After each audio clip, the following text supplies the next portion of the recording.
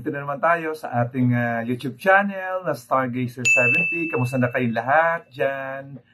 At sana'y nasa mabuti pa rin kayong kalagayan at peace lahat. At syempre, kamusta na yung ating mga nasa kabilang parlor, mga bangs, na dumadapo pa rin dito up to now. Sige, dapo lang kayo ng dapo para mas lalong magkaroon kayo ng tamang impormasyon at tamang edukasyon. Hindi yung tira lang kayo ng tira sa Superstar. So, sige lang, go lang kayo hanggang meron kayong hininga. Okay?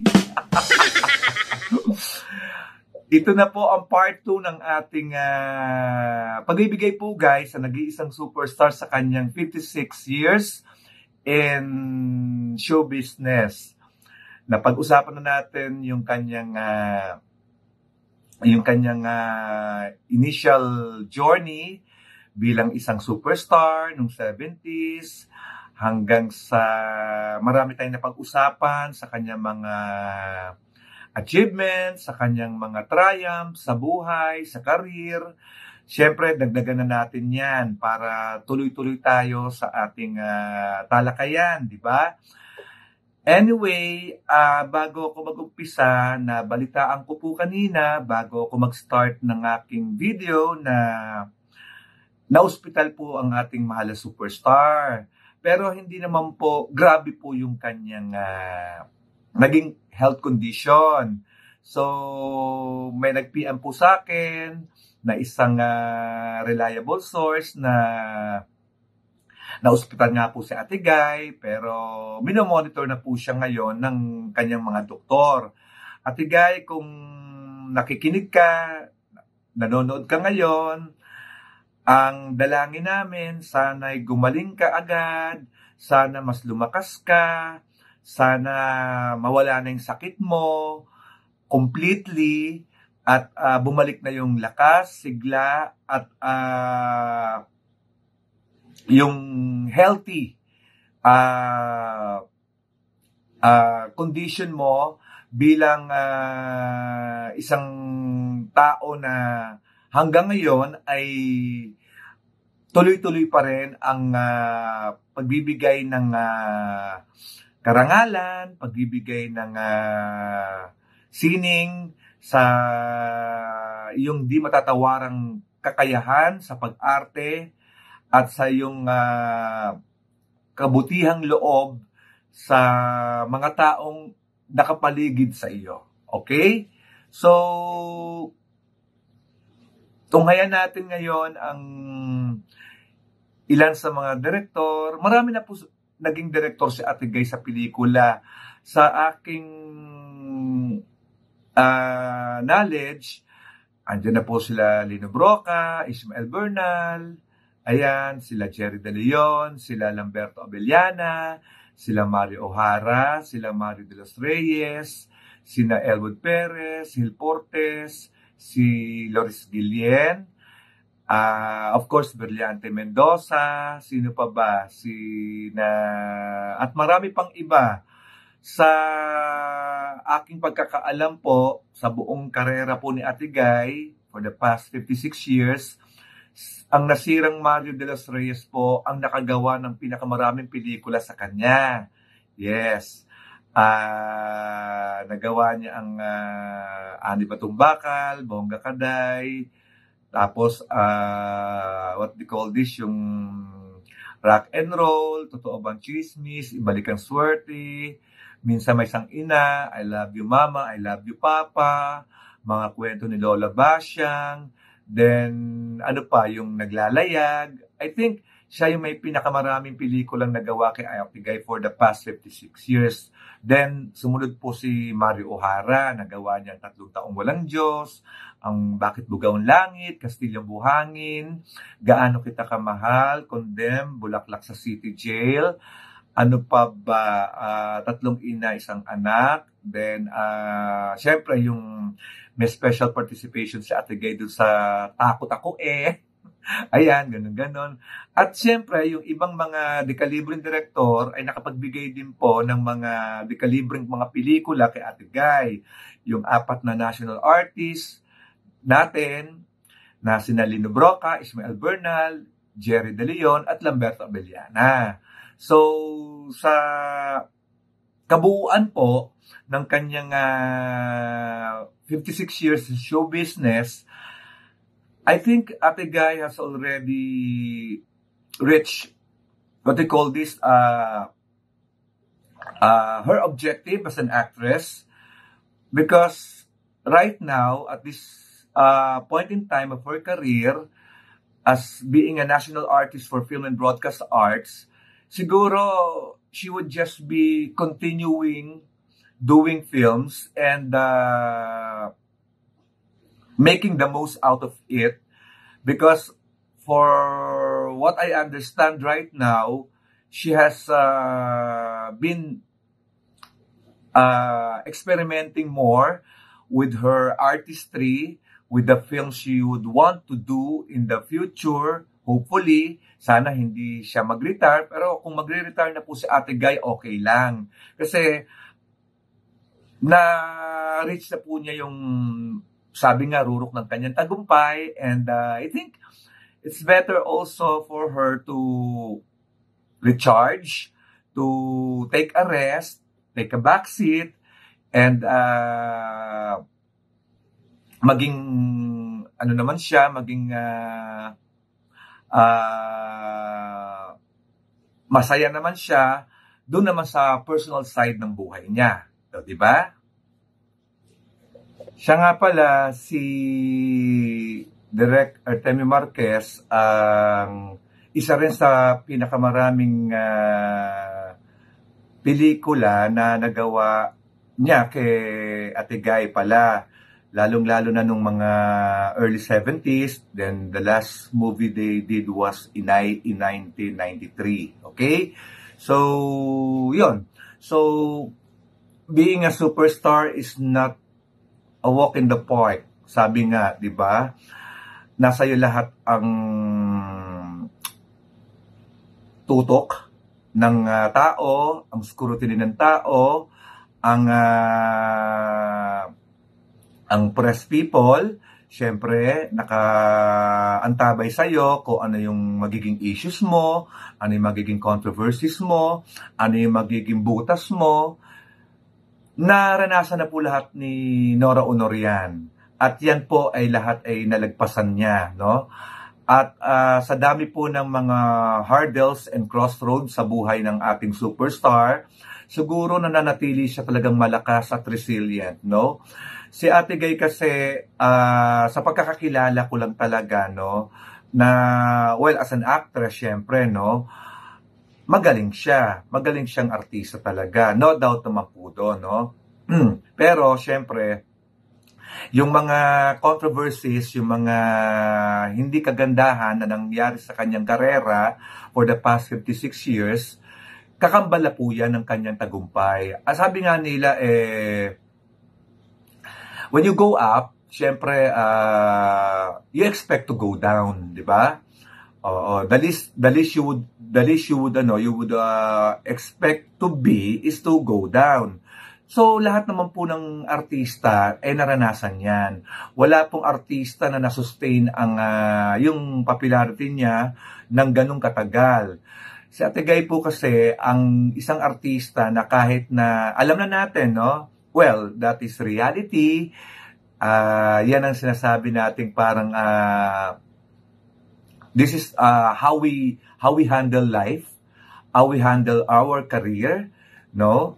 Siyempre, dumarating din po yung punto na we had to do a little of resting. Parang ganyan, di ba? So, we are retiring ourselves doon sa dati nating kinalagyan. Oo. Ang maganda lang po kay Ate Guy talaga, during the 56 years of her career, yung kanyang legacy as an actress ay nandiyan. It's been timeless. At saka, hindi na po yan mabubura nga sa kasaysayan ng pelikulang Pilipino. Okay? Sa mga Best Actress Award si Ate Guy, wala na tayong masasabi. Kasi nakamta na niya lahat. FAMAS, she has 5. Urian, she has 7. Star Award, she has 6. Or 7, rather. Then, FOP, she has 4.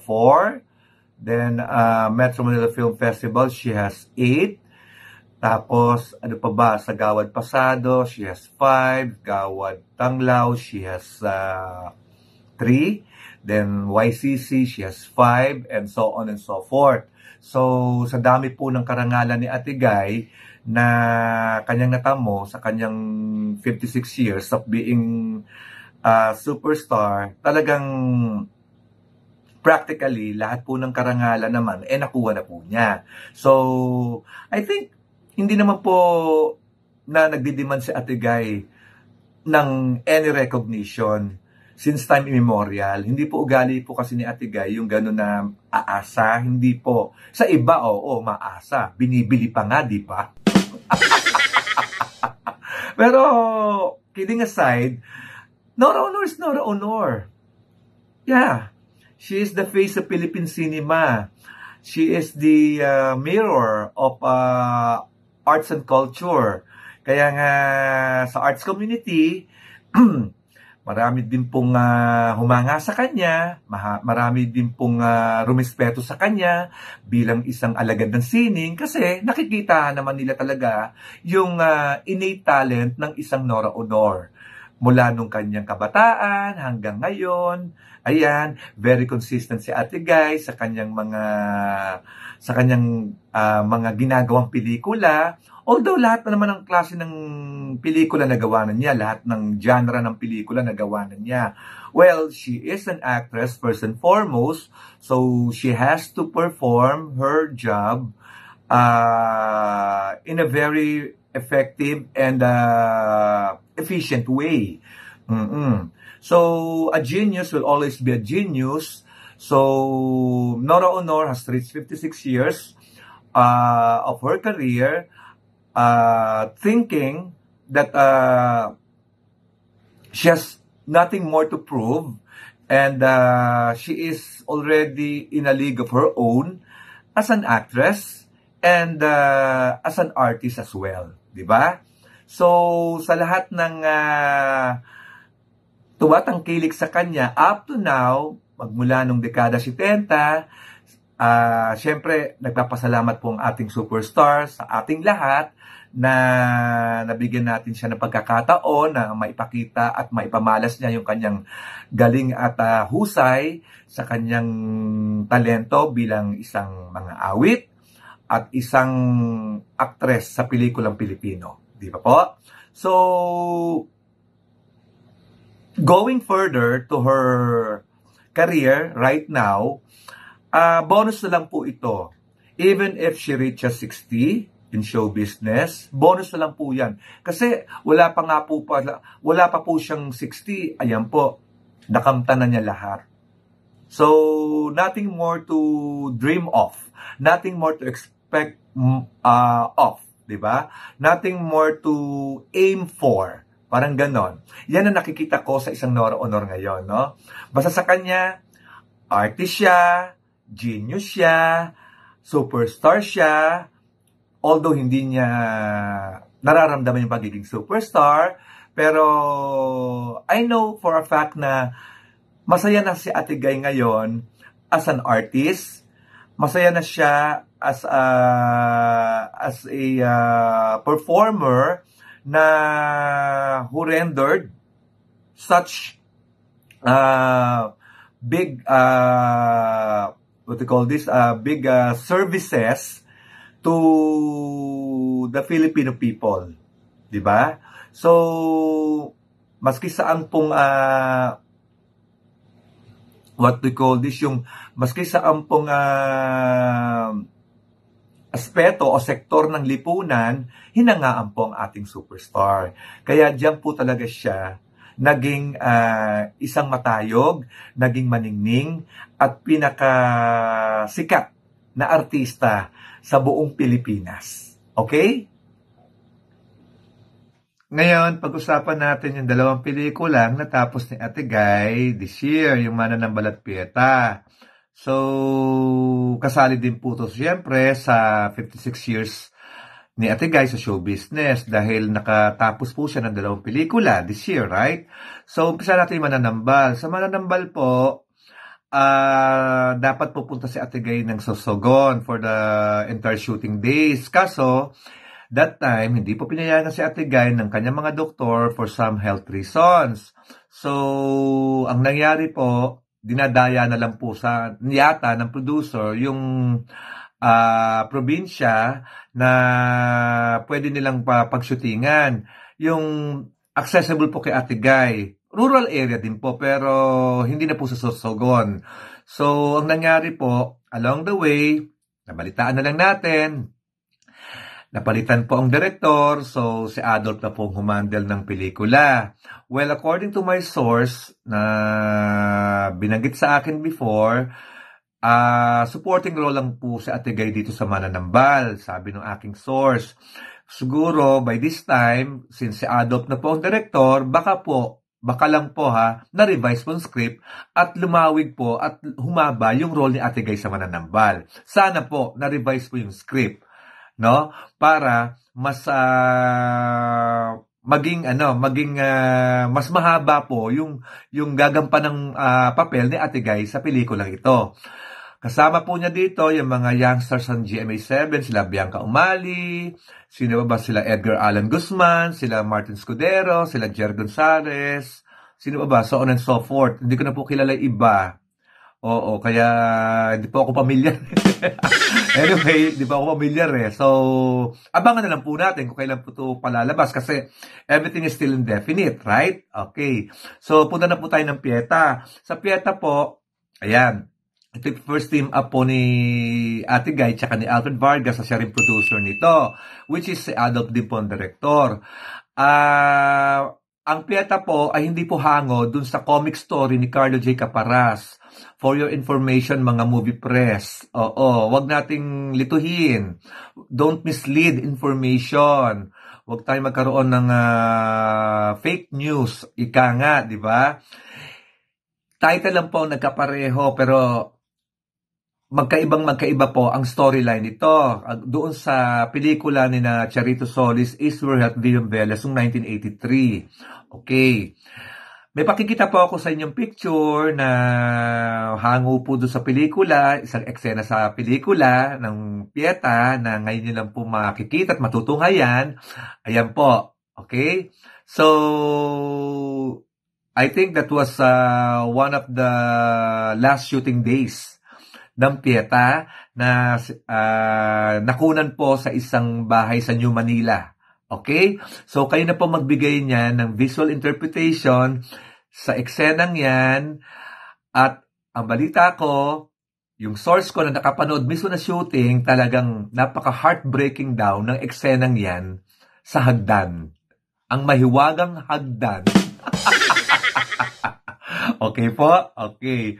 So, kasama niya po rito sina Alfred Vargas, sina Gina Alahar, Jacqueline Jose, Bebel Rocot, Ina Raimundo. Intended po to for Metro Manila Film Festival this year.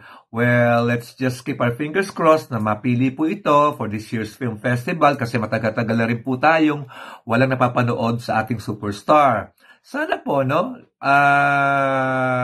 Magkaroon ng wake-up call ngayon ang mga namamahala ng Metro Manila Film Festival na ibalik na ang kalidad at ang prestige ng Metro Manila Film Festival katulad nung araw, nung mga panahon na talagang lalo na nung second golden age of Philippine movies. Yes, puro dekalibre po lahat ang entries ng Metro Manila Film Festival. Okay? So, antabayanan po natin ang pelikulang ito na sana po ay mailahok this year sa Metro Manila Film Festival. Ang pelikula po ng ating nag-iisang superstar. Ngayon, bonus pong kwento tungkol po kay Miss Cherry Pie Picache. Nagkausap po kami isang gabi, nakita kami sa isang event. na itanong ko sa kanya kung ano yung gusto niyang pelikula ni Ate Guy na gusto niya i-portray. Sabi niya sa akin, gusto daw niya i-portray ang Bona dahil napakagaling daw talaga po ni Ate Guy doon. Napanood po niya ang pelikula at kung ibibigay daw sa kanya ang pelikulang ito at kunwari daw bagong pelikula to na ito rin ang storyline nito, walang kaabog-abog daw pong tatanggapin niya ang pelikulang ito dahil sa sobrang ganda po ng kwento at talagang kapupulutan daw po ng aral, ganyan. Then sa whistleblower po, sabi niya na take two daw po siya kay Ate Guy kasi nga first time po niyang nakasama si Ate Guy sa film. Although nagkasama na po sila ni Ate Guy sa isang teleserye sa ABS-CBN sa Bituin. Okay. So, sabi ko sa kanya, ano yung pinaka gusto mong eksena doon? Sabi niya sa akin, yung na-take to siya, yung may confrontation scenes daw po sila ni Ate Guy na hindi niya masampal ng todo. Kasi nung rehearsal po, soft lang po yung pagkasampal. Ang feeling po ni Miss Cherry Pie Picache, hindi realistic, hindi cinematic. So sabi daw po ni Adolf tsaka ni Ate Guy sa kanya, sampalin mo. Sabi naman ni Ate Guy daw, sampalin mo ko. Yung parang may diin daw po, ganyan. So parang ma-motivate po si Miss Cherry Pie Picache at matuloy po yung eksena. Ayun po, sinampal talaga niya si Ate Guy doon na talagang natural, di ba? Napanood naman po natin yung pelikulang Whistleblower, di pa po? Okay, so, yun po. So, nakakatuwa lang po na meron kang maririnig sa isang kapwa-artista na malaki ang respeto at she has high regards to the superstar as an artist, hindi po ba? Okay, so hanggang dyan na lang po muna ang ating talakayan. So, magbabalik po ang inyong lingkod sa ating YouTube channel, sa susunod nating content. Sana po ay